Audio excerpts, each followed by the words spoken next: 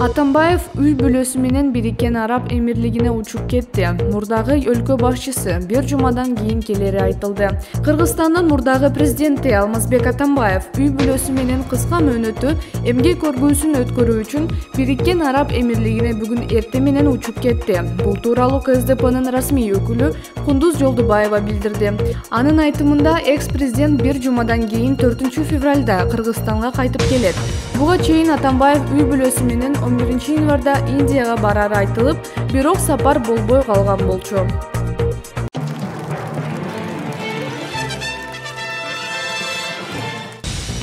Рэпер Бегиш бойдокчулук менен коштошту. Белгилүү рэп ырчысы Бегиш сүйүктүүсү Толгонай менен баш кошту.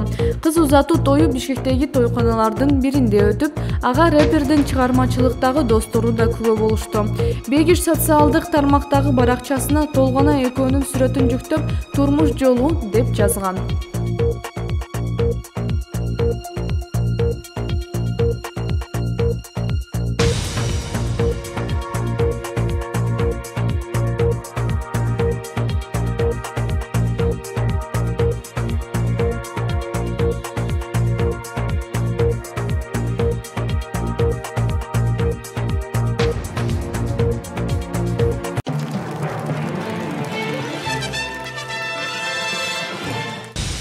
Нарын шаарындагы май куюучу жайдан 120 миңдей сом тонолду. 27 январдын түнүндө саат 2:00 чамасында Нарын шаарындагы май куюучу жайлардын бирине беткапчан бейтаныш 3 киши кирип, кассадагы 120 миңдей сомду алып кеткен. Маалыматты облустук милициядан тастыкташты.